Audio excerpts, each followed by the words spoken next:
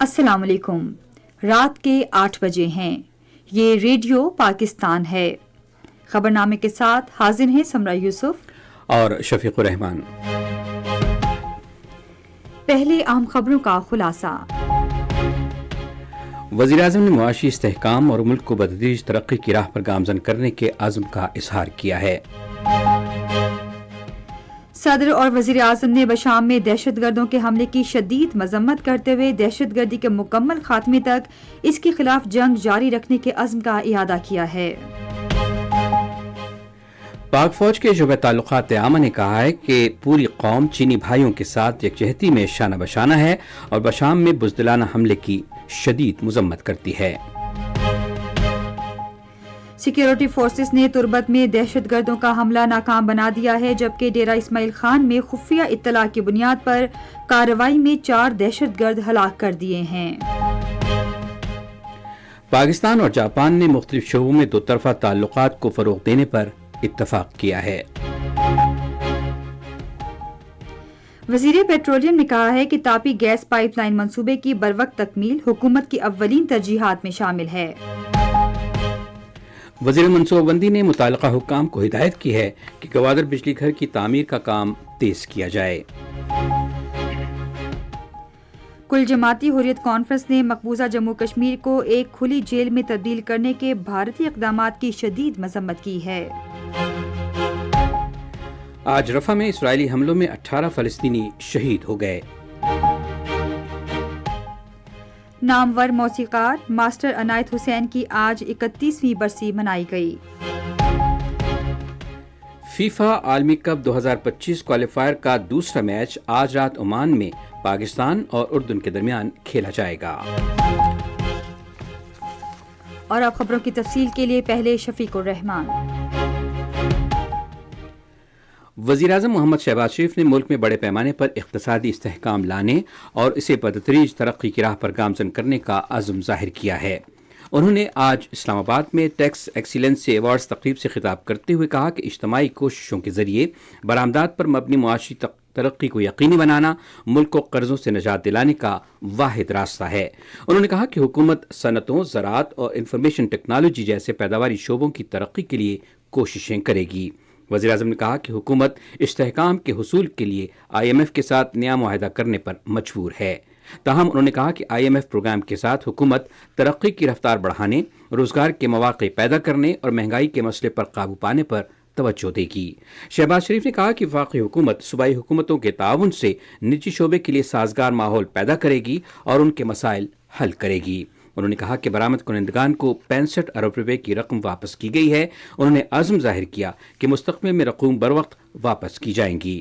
انہوں نے کہا کہ ہم صنعتوں کو مسابقتی نرخوں پر بجلی بھی فراہم کریں گے تاکہ ان کی پیداوار کو بڑھایا جا سکے۔ انہوں نے کہا کہ خصوصی سرمایہ کاری سہولت کونسل سرمایہ کاری کو نئی جہت دینے کے لیے قائم کی گئی ہے۔ انہوں نے کہا کہ سی پیک کے دوسرے مرحلے کو آگے بڑھایا جائے گا۔ ٹیکس اصلاحات کے حوالے سے وزیراعظم نے کہا کہ FPR کی مکمل تشکیل نو کی جائے گی۔ انہوں نے کہا کہ ٹیکس وصولی کے ادارے کی مکمل ڈیجیٹلائزیشن کے لیے آئندہ ماہ ماہرین کی خدمات حاصل کی جائیں گی۔ ملکی مجموعی پیداوار کی ٹیکس کی کم شرح کے حوالے سے انہوں نے کہا کہ ہمیں ٹیکس کا دائرہ کار بڑھانا ہوگا۔ وزیراعظم نے کہا کہ نمایاں ٹیکس دہندگان اور برآمد کنندگان ملک کے ہیرو ہیں۔ انہوں نے اعلان کیا کہ آج ایوارڈ حاصل کرنے والے برآمد کنندگان اور ٹیکس دہندگان کو بلو پاسپورٹ جاری کیے جائیں گے۔ انہوں نے کہا کہ سر فہرست ٹیکس دہندگان کو آنر کارڈ پیش کیا جائے گا۔ مزید برآں انہوں نے کہا کہ آج کے ایوارڈز کی ہر کیٹیگری میں پہلے نمبر پر آنے والوں کو اعزازی سفیروں کا درجہ دیا جائے گا۔ انہوں نے کہا کہ ان اعلانات کا مقصد ٹیکس ادا کرنے کے لیے لوگوں کی حوصلہ افزائی کرنا ہے۔ اس موقع پر اظہار خیال کرتے ہوئے وزیر خزانہ محمد اورنگزیب نے کہا کہ FPR کی ڈیجیٹلائزیشن کا مقصد ٹیکس وصولی میں شفافیت اور اضافہ یقینی بنانا ہے۔ انہوں نے یقین ظاہر کیا کہ اس سے ادارے پر لوگوں کا اعتماد بحال ہوگا۔ FBR کے چیئرمین امجد زبیٹوانا نے اپنی افتتاحی کلمات میں کہا کہ ٹیکس نظام کو ڈیجیٹلائز کرنے اور اس عمل کو خودکار بنانے کے لیے حال ہی میں ایک معاہدے پر دستخط کیے گئے ہیں۔ وزیر اعظم محمد شہباز شریف نے آج صدر آصف علی زرداری سے اسلام آباد میں ملاقات کی اور ملک کی مجموعی سیاسی و معاشی صورتحال پر گفتگو کی. انہوں نے ملک کو مشکلات سے نکالنے کے لیے اپنے مشترکہ عزم کا اظہار کیا. انہوں نے رمضان المبارک کے دوران عوام کو سہولتیں فراہم کرنے سے متعلق اقدامات پر بھی تبادلہ خیال کیا. آج خیبر پختونخوا میں بشام کے قریب ایک دہشت گرد حملے میں 5 چینی اور ایک پاکستانی شہری جاں بحق ہو گیا.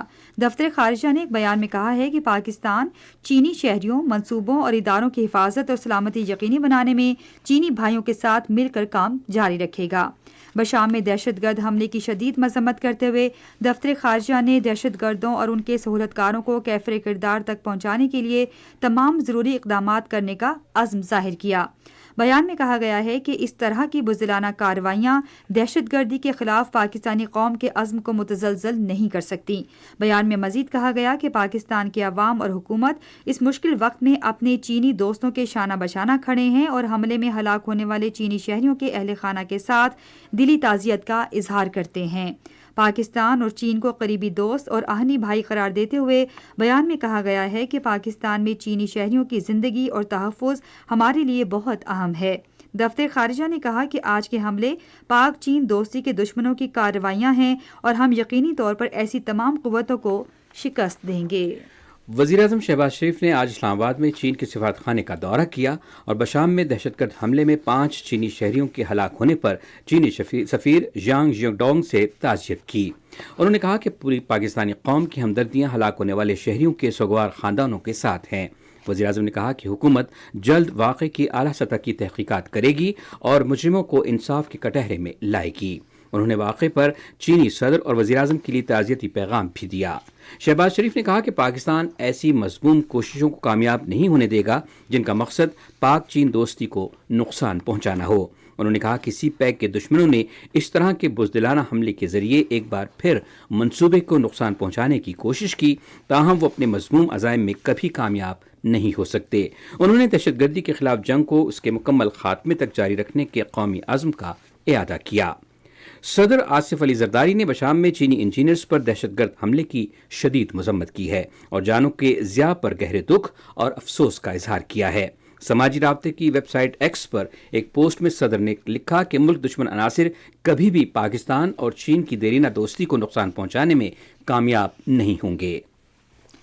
فوج کے شعبہ تعلقات عامہ نے ایک بیان میں کہا ہے کہ پوری قوم اپنے چینی بھائیوں کے ساتھ یکجہتی کا اظہار کرتی ہے اور اس بزدلانہ کارروائی کی پرزور مذمت کرتی ہے.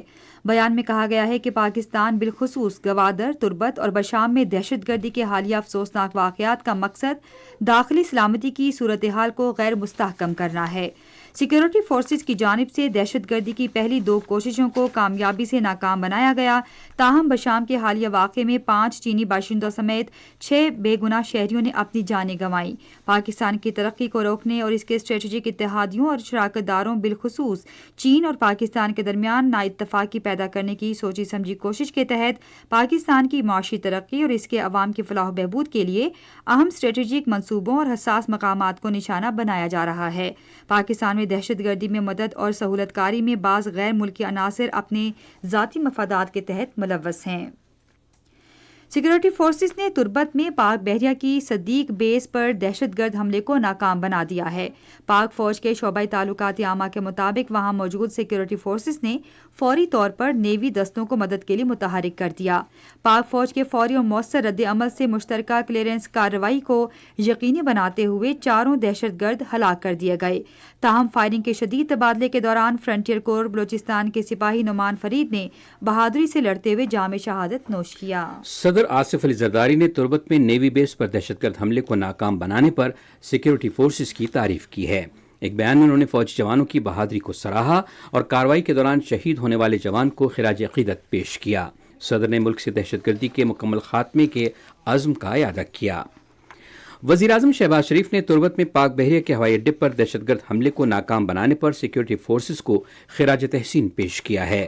انہوں نے اپنے ایک بیان میں کہا کہ سیکورٹی فورسز کی جانب سے بروقت اور مؤثر کارروائی کے باعث دہشت گرد ہلاک ہو گئے اور کوئی بڑا نقصان نہیں ہوا. وزیر اعظم نے ملک سے دہشت گردی کے ناصور کے خاتمے کے لیے پاکستان کے غیر متزلزل عزم کا اعادہ کیا. انہوں نے کہا کہ پوری قوم اپنی بہادر افواج کے شانہ بشانہ ہے. سیکورٹی فورسز نے ڈیرہ اسماعیل خان میں خفیہ اطلاعات کی بنیاد پر کی گئی ایک کارروائی کے دوران 4 دہشت گردوں کو ہلاک کر دیا۔ فوج کے شعبہ تعلقات عامہ نے ایک بیان میں کہا کہ دہشت گرد بے گناہ شہریوں کے قتل اور سیکورٹی فورسز کے خلاف متعدد تخریبی کارروائیوں میں ملوث تھے۔ ان کے قبضے سے ہتھیار، اسلحہ اور گولہ بارود بھی برآمد کیا گیا۔ بیان میں دہشت گردی کے ناصور کو ملک سے اکھاڑ پھینکنے کے عزم کا اعادہ کیا گیا۔ یہ خبریں آپ ریڈیو پاکستان سے سن رہے ہیں۔ پاکستان اور جاپان نے باہمی فائدے کے لیے مشترکہ اہداف کے حصول کے لیے مل کر کام کرتے ہوئے دو طرفہ تعاون کو مزید بڑھانے کے عزم کا اعادہ کیا ہے۔ اس عزم کا اظہار آج اسلام آباد میں وزیر خزانہ محمد اورنگزیب اور پاکستان میں جاپان کے سفیر مرسو ہیرو کے درمیان ملاقات میں کیا گیا۔ اس موقع پر اظہار خیال کرتے ہوئے وزیر خزانہ نے کہا کہ حکومت معاشی استحکام اور پائیداری لانے کی غرض سے اصلاحات کے لیے پرعزم ہے اور مجموعی قومی پیداوار کے تناسب سے ٹیکس میں اضافہ اب بھی ترجیحات میں شامل ہے۔ انہوں نے کہا کہ حکومت ٹیکس کا دائرہ کار بڑھانے، ٹیکس نظام میں شفافیت لانے اور کلائنٹ کے تجربے میں بہتری کے لیے نظام کو ڈیجیٹل بنیادوں پر استوار کرنے کی کوشش کرے گی۔ توانائی شعبے میں اصلاحات کے بارے میں سفیر کو آگاہ کرتے ہوئے وفاقی وزیر نے کہا کہ ہم اس شعبے میں لاگت میں کمی اور تقسیم کار کمپنیوں کے نظم و نسق کے مسائل کے حل پر توجہ مرکوز کریں گے۔ انہوں نے زراعت اور انفارمیشن ٹیکنالوجی کے شعبوں کی جانب سے بھرپور ترقی پر زور دیا۔ جاپانی سفیر نے معاشی بحالی کے لیے پاکستان کی کوششوں کی تعریف کی اور تیز ترقی اور خوشحالی کے لیے ان اقدامات کی جاپان کی جانب سے حمایت جاری رکھنے کا اظہار کیا۔ انہوں نے وفاقی وزیر کو بتایا کہ پاکستان میں اس وقت 80 جاپانی کمپنیاں کام کر رہی ہیں۔ انہوں نے پاکستان میں جاپانی گاڑی سازوں کو درپیش بعض مسائل کو بھی اجاگر کیا۔ وزیر پیٹرولیم ڈاکٹر مصدق ملک نے کہا ہے کہ تاپی گیس پائپ لائن منصوبے کی بروقت تکمیل حکومت کی اولین ترجیحات میں شامل ہے۔ وہ آج اسلام آباد میں پاکستان میں ترکمانستان کے سفیر اتاجان موولاموف سے گفتگو کر رہے تھے۔ وفاقی وزیر نے کہا کہ Turkmenistan Afghanistan Pakistan India gas pipe line منصوبہ ملک کی توانائی کی ضروریات پوری کرنے کے لیے ناگزیر ہے۔ انہوں نے کہا کہ حکومت منصوبے پر کام کے تسلسل کو یقینی بنائے گی۔ سفیر نے وفاقی وزیر کو بتایا کہ ترکمانستان توانائی فورم اگلے ماہ پیرس میں منعقد ہو رہا ہے۔ انہوں نے وفاقی وزیر کو فورم میں شرکت کی دعوت بھی دی۔ منصوبہ بندی اور ترقی کے وزیر احسن اقبال نے متعلقہ حکام کو ہدایت کی ہے کہ گوادر بجلی گھر کی تعمیر پر کام تیز کیا جائے۔ انہوں نے یہ بات آج اسلام آباد میں منصوبے کی پیش رفت پر جائزہ لینے اجلاس کی صدارت کرتے ہوئے کہی۔ وفاقی وزیر نے کہا کہ گوادر میں بجلی کی ترسیل ناگزیر ہے اور اس حوالے سے کوئی تاخیر قبول نہیں کی جائے گی۔ انہوں نے کہا کہ Gwadar port city, new Gwadar international airport اور ایسٹ وے ایکسپریس وے کی تعمیر گوادر کو خطے کے بحری تجارتی مرکز میں بدل دے گی اور بلوچستان میں صنعت کاری کو فروغ ملے گا۔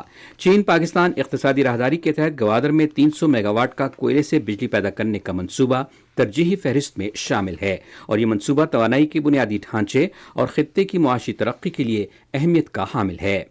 وزیر توانائی سردار اویس احمد خان لغاری نے national transmission and dispatch company کو ہدایت کی ہے کہ صارفین کو سستی بجلی کی فراہمی کے لیے بجلی کے ترسیلی نظام کے منصوبوں کو بر وقت مکمل کیا جائے۔ وہ چیئرمین وابڈا سجاد غنی سے گفتگو کر رہے تھے، جنہوں نے آج اسلام آباد میں ان سے ملاقات کی۔ وفاقی وزیر نے این ٹی ڈی سی کو واضح ہدایات جاری کرتے ہوئے کہا کہ کسی منصوبے میں بھی تاخیر برداشت نہیں کی جائے گی اور تاخیر کا باعث بننے والے حکام کے خلاف سخت کارروائی ہوگی۔ وابڈا کے زیر تعمیر منصوبوں کی جلد تکمیل کے معاملے پر بھی تفصیلی تبادلہ خیال کیا گیا۔ چیئرمین وابڈا نے این ٹی ڈی سی کو تکنیکی معاونت فراہم کرنے کی پیشکش کی۔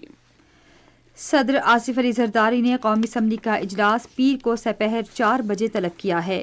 یہ 100ویں قومی اسمبلی کا دوسرا اجلاس ہوگا۔ پنجاب کابینہ نے گندم اور دیگر امور کے لیے پالیسی ترتیب دینے کے لیے وزارتی کمیٹی تشکیل دینے کا فیصلہ کیا ہے۔ اس بات کا فیصلہ آج لاہور میں وزیر اعلیٰ مریم نواز کی زیر صدارت صوبائی کابینہ کے اجلاس میں کیا گیا۔ صوبائی وزیر خوراک کمیٹی کے سربراہ ہوں گے، جبکہ وزیر خزانہ، وزیر زراعت اور وزیر اطلاعات کے رکن ہوں گے۔ کابینہ اجلاس سے خطاب کرتے ہوئے وزیر اعلیٰ نے زراعت کی ضروریات کا تخمینہ لگانے کے لیے مصنوعی ذہانت اور دوسری ٹیکنالوجیز بروئے کار لانے کی ہدایت کی۔ انہوں نے پتنگ کی دھاتی ڈور سے لوگوں کو محفوظ بنانے کے لیے موٹر سائیکل سیفٹی شیلڈز مہم شروع کرنے کی بھی ہدایت کی۔ مریم نواز نے کہا کہ صفائی کے عملے کی زندگی کی حفاظت کو یقینی بنانے کے لیے مؤثر قانون سازی کی جائے گی۔ انہوں نے مسیحی ملازمین کے لیے ایسٹر پر چھٹی کی منظوری دی۔ وزیر اعلیٰ نے ایس ڈی پی او گلبرگ لاہور کی اسسٹنٹ پولیس سپرنٹینڈنٹ سیدہ شہربانو کو قائد اعظم پولیس میڈل دینے کی سفارش فیڈریشن کو پیش کرنے کی منظوری دی۔ صوبائی کابینہ نے نقل کی روک تھام کے لیے امتحانی مراکز میں کیمروں اور مصنوعی ٹیکنالوجی استعمال کرنے کا بھی فیصلہ کیا۔ پاک فوج کے تعاون سے محکمہ آثار قدیمہ اور ٹور دا پشاور پہلی مرتبہ پشاور میں نائٹ ٹورزم متعارف کروا رہے ہیں۔ اس اقدام سے عوام کو پشاور کے تاریخی مقامات کی سیاحت کے ساتھ ساتھ مقامی کھانوں اور موسیقی سے محفوظ ہونے کا موقع ملے گا۔ خیبر پختونخوا کی حکومت نے پاک فوج کے ہمراہ صوبے کے تاریخی مقامات کی بحالی اور تزئین و آرائش پر بھی کام شروع کر دیا ہے۔ یہ خبریں ریڈیو پاکستان سے نشر کی جا رہی ہیں۔ کل جماعتی حریت کانفرنس نے مقبوضہ جموں کشمیر کو ایک کھلی جیل میں تبدیل کرنے کے بھارتی اقدامات کی شدید مذمت کی ہے۔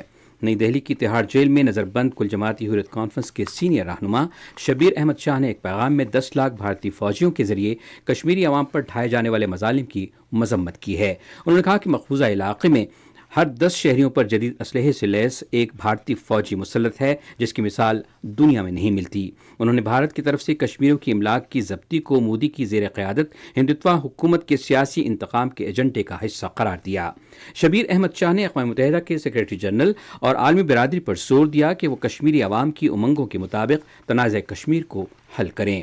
حریت قیادت کو آزادی پسند نظریے سے دستبردار کرانے کے لیے بھارتی حکومت کی طرف سے ان کے اہل خانہ کو ہراساں کیے جانے کی خبروں پر پیپلز ڈیموکریٹک پارٹی کی صدر محبوبہ مفتی نے سری نگر میں جاری ایک بیان میں ان کارروائیوں کو انسانی حقوق کی کھلی خلاف ورزی قرار دیا۔ انہوں نے کہا کہ حریت رہنماؤں اور کارکنوں کے اہل خانہ کو صرف ان کے سیاسی نظریے کی وجہ سے نشانہ بنانا ناانصافی ہے۔ اسرائیلی فوج نے آج رفح میں ایک گھر پر بمباری کی، جس کے نتیجے میں 9 بچوں سمیت کم سے کم 18 فلسطینی شہید ہو گئے۔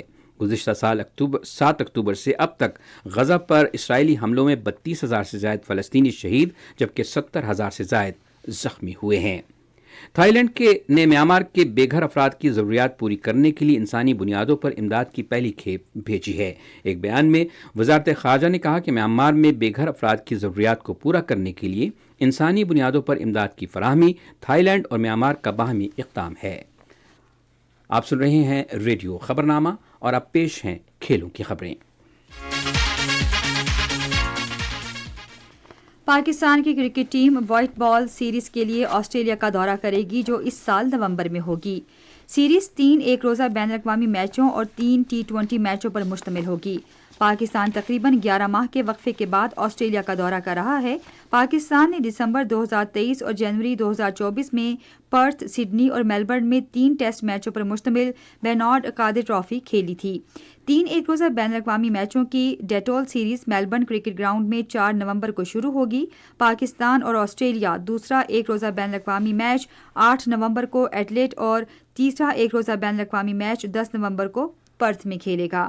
دونوں ٹیموں کے درمیان تینوں T20 میچ برسبن میں کھیلے جائیں گے۔ آخری T20 میچ 18 نومبر کو ہوگا۔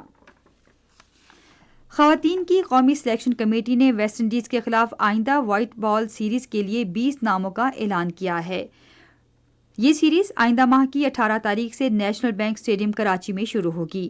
سیریز کے دوران ICC کی خواتین کی چیمپئن شپ 2022-25 کے حصے کے طور پر 3 ایک روزہ بین الاقوامی کرکٹ میچ اور 5 T20 میچ کھیلے جائیں گے۔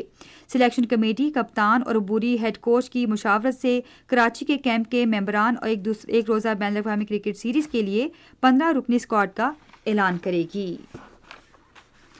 انٹرنیشنل کرکٹ کونسل کے 2 رکنی وفد نے آج قذافی اسٹیڈیم لاہور میں چیمپئنز ٹرافی 2025 کے سلسلے میں سہولیات کا جائزہ لیا۔ پاکستان کرکٹ بورڈ کے حکام نے مذکورہ وفد کو مختلف امور پر بریفنگ دی۔ وفد نے اسٹیڈیم کی مرکزی عمارت میں پویلین اور مہمانوں کے باکس کا معائنہ کیا۔ وفد نے میڈیا اور مواصلاتی سہولیات کا بھی جائزہ لیا اور آفیشیل کرکٹ اکیڈمی کے تربیتی ایریا کو بھی دیکھا۔ وفد راولپنڈی کرکٹ اسٹیڈیم کے دورے کے لیے اب اسلام آباد جائے گا۔ فیفا عالمی کپ 2026 کوالیفائر کا دوسرا میچ آج عمان میں پاکستان اور اردن کے درمیان کھیلا جائے گا۔ قومی فٹ بال ٹیم اردن کے خلاف میچ کھیلنے کے لیے عمان پہنچی ہے۔ میچ پاکستان کے معیاری وقت کے مطابق رات 12 بجے شروع ہوگا۔ پہلے میچ میں اردن نے پاکستان کو 3-0 سے شکست دی تھی۔ گروپ جی میں سعودی عرب، تاجکستان، اردن اور پاکستان شامل ہیں۔ یہ تھی کھیلوں کی خبریں اور اب تجارتی خبریں۔ पंजाब के सनअत तजारत के वजीर चौधरी शाफे हुसैन ने आज लाहौर में पंजाब स्मॉल इंडस्ट्रीज कॉरपोरेशन की कर्ज स्कीमों पर पेशरफ्त के जायजा इजलास की सदारत की।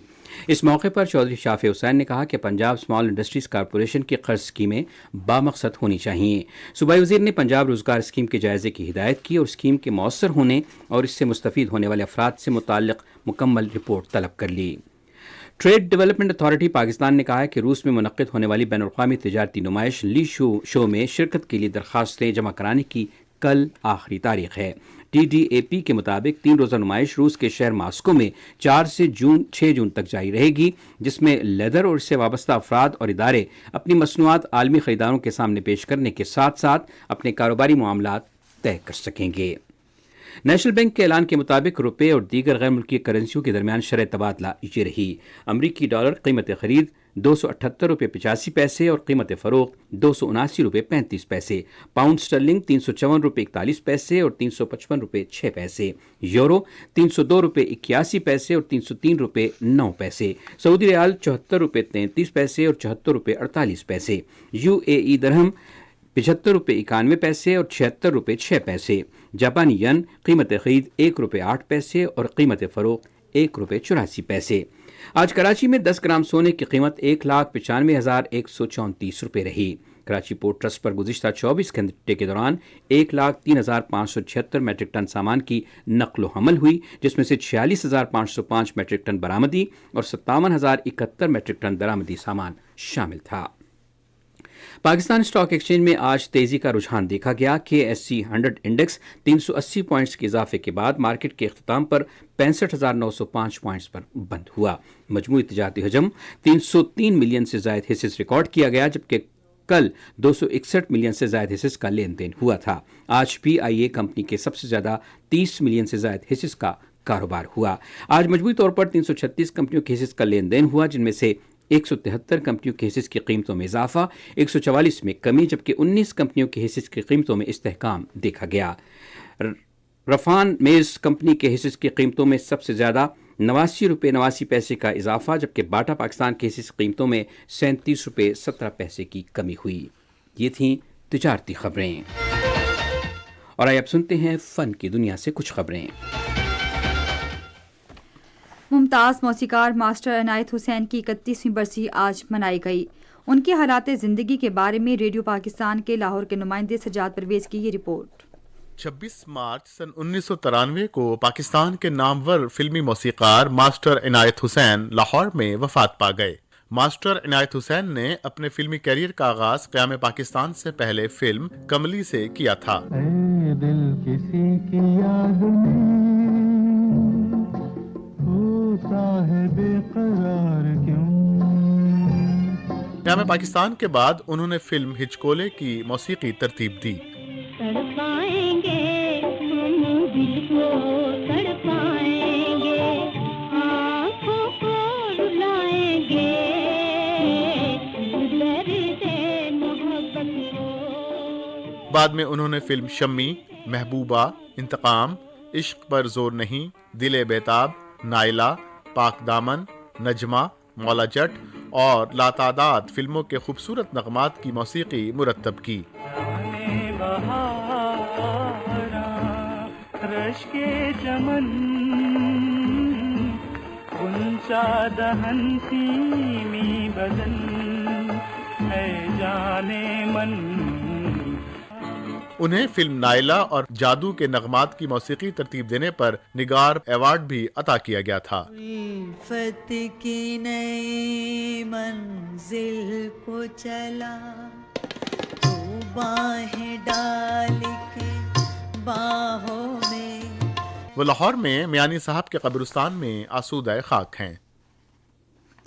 पाकिस्तानी ड्रामा निगार और कहानी नवीस हसीना मोइन की आज 3री बरसी मनाई गई।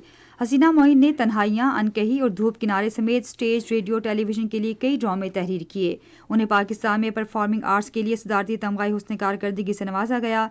वो 2021 में आज के रोज़ कराची में इंतकाल कर गईं। Pakistan national council of arts Islamabad 6 سال سے 25 سال تک کے افراد کے لیے ایک ڈرائنگ اور پینٹنگ کے مقابلے کا اہتمام کر رہی ہے، جس کا موضوع ہے عوام اور سرزمین پاکستان۔ اس مقابلے کا مقصد نوجوانوں کو ملک کی خصوصیت کے بارے میں معلومات کی فراہمی کے ساتھ صحت مند سرگرمیوں میں شریک کرنا ہے۔ اور اب چلتے ہیں سائنس کی دنیا میں۔ ایک نئی تحقیق سے پتہ چلا ہے کہ ذہنی صحت کے حوالے سے مسائل نے دیگر امراض اور جلد اموات کے معاملے میں دل کی بیماریوں کو بھی پیچھے چھوڑ دیا ہے۔ ایک تحقیق کے مطابق اعداد و شمار سے پتہ چلتا ہے کہ اعصابی دباؤ کی وجہ سے عالمی سطح پر لوگوں میں معذوری، بیماریاں اور جلد موت میں 18% اضافہ دیکھنے میں آیا ہے۔ University of Washington, Auckland university اور WHO کے برین ہیلتھ یونٹ کے سائنسدانوں نے مشترکہ تحقیق پیش کی، جس میں پایا گیا کہ 37 اعصابی حالتیں ایسی ہیں جن کے مضر اثرات کی شدت پہلے سمجھی گئی شدت سے کہیں زیادہ ہے۔ انہوں نے بتایا کہ یہ اعصابی حالتیں عالمی آبادی کا 43% متاثر کرتی ہیں، جن میں فالج، دماغی چوٹ، درد شقیقہ، الزائمر کی بیماری، دیگر ڈیمنشیا اور اعصابی نقصان شامل ہیں۔ محققین نے عالمی آبادی کے اعصابی مسائل کے ذمہ دار آبادی کی نشو و نما، زیادہ عمر، ماحولیاتی تبدیلی، خراب تغذیہ اور طرز زندگی کے عوامل کو قرار دیا۔ سائنسدان پھیپھڑوں کے کینسر کی ایک ایسی ویکسین پر کام کر رہے ہیں جو تحقیق کے مطابق 90% تک کیسز کو روکنے میں مؤثر ثابت ہوگی۔ یہ ویکسین مدافعتی نظام کو بیماری کی ابتدائی علامات کی نشاندہی کرتے ہوئے ان کو نشانہ بنانے کی صلاحیت فراہم کرے گی اور ایسے افراد کو دی جائے گی جن کی بیماری میں مبتلا ہونے کے امکانات زیادہ ہوں گے۔ ہمارے نظام شمسی سے تقریباً 70 نوری سال دور ایک ایسا سیارہ ہے جو ممکنہ طور پر مکمل طور پر پانی سے ڈھکا ہوا ہے، تاہم یہ زمین کی طرح بالکل نہیں ہے۔ یہ ماہرین فلکیات نے اسے کھولتے ہوئے پانی کے برتن سے تعبیر کیا ہے۔ کیمبرج یونیورسٹی کے ماہرین فلکیات نے سیارے کو ناسا کی جیمز ویب اسپیس ٹیلیسکوپ کے حاصل شدہ ڈیٹا کے بعد دریافت کیا، جس کے بعد اس حوالے سے ماہرین نے اسٹرانومی اینڈ ایسٹرو فزکس نامی جریدے میں رپورٹ شائع کی۔ رپورٹ کے مطابق یہ خطرناک سیارہ TOI 270 سسٹم کا حصہ ہے، جہاں 3 سیارے ایک سرخ ستارے کے گرد چکر لگا رہے ہیں۔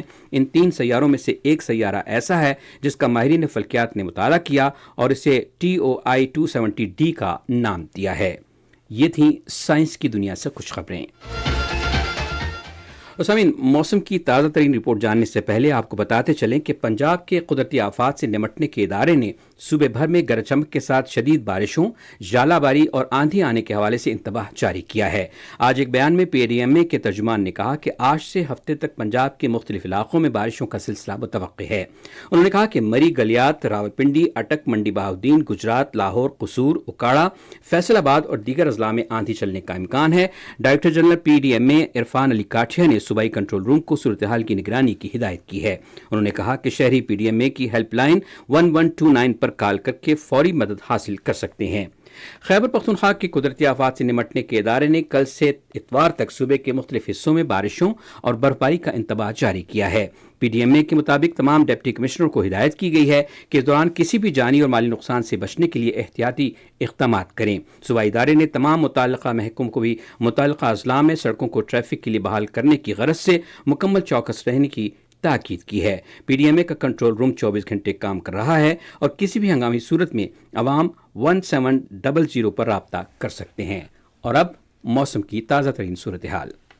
موسم کی تازہ ترین صورتحال کے مطابق اس وقت ملک کے بیشتر بالائی اور وسطی علاقوں میں مطلع برآلود ہیں۔ آئندہ 24 گھنٹوں کے دوران خیبر پختونخوا، بالائی پنجاب، اسلام آباد، کشمیر، گلگت بلتستان اور شمالی بلوچستان میں تیز ہواؤں اور گرج چمک کے ساتھ بارش کا امکان، جبکہ ملک کے جنوبی علاقوں میں گردآلود ہوائیں اور جکڑ چلنے کی توقع۔ آج ریکارڈ کیے گئے زیادہ سے زیادہ درجہ حرارت شہید بنظیر آباد 43، چور، پڈیڈن اور سکرن میں 42 ڈگری سینٹی گریڈ ریکارڈ کیا گیا۔ ملک کے دیگر شہروں میں ریکارڈ کیے گئے زیادہ سے زیادہ درجہ حرارت اسلام آباد 27، مری 20، لاہور 30، کراچی 37، پشاور 29، کوئٹہ 27، گلگت 25، مظفر آباد 27، اسکردو 18، سری نگر 23، جموں 28، لئی 11، پلوامہ 22، اننت ناگ اور شوپیاں میں 21 ڈگری سینٹی گریڈ ریکارڈ کیا گیا۔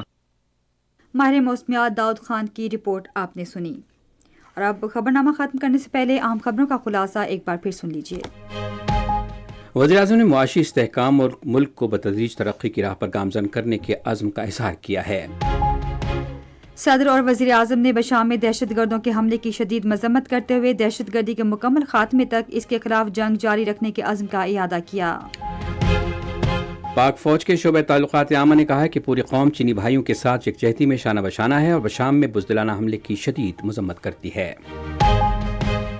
سیکورٹی فورسز نے تربت میں دہشت گردوں کا حملہ ناکام بنا دیا ہے، جبکہ ڈیرہ اسماعیل خان میں خفیہ اطلاع کی بنیاد پر کارروائی میں 4 دہشت گرد ہلاک کر دیے ہیں۔ خبرنامہ آپ نے سنا۔ پینل انجینئر تھے محمد وسیم، سپروائزر شعبہ اردو ہنا شاہد، مدیر ہوم ڈیسک نور حسین چند، مدیر فارن ڈیسک کنور شمیم، نیوز پروڈیوسر وسیم احمد، مدیر اعلیٰ سعید احمد قریشی، نگرانی اعلیٰ امان اللہ سپرا، پیشکش شعبہ خبر ریڈیو پاکستان۔ مزید خبروں اور تجزیوں کے لیے ہماری ویب سائٹ ہے radio.gov.pk اور آپ ریڈیو پاکستان کے آفیشیل فیس بک پیج ریڈیو پاکستان نیوز خبرنامے پر خبرنامے کی براہ راست ویڈیو اسٹریمنگ بھی ملاحظہ کر سکتے ہیں۔ اس کے ساتھ ہی ریڈیو خبرنامہ اپنے اختتام کو پہنچا۔ ہمیں نیوز ٹیم کے ہمراہ اجازت دیجیے۔ اللہ نگہبان۔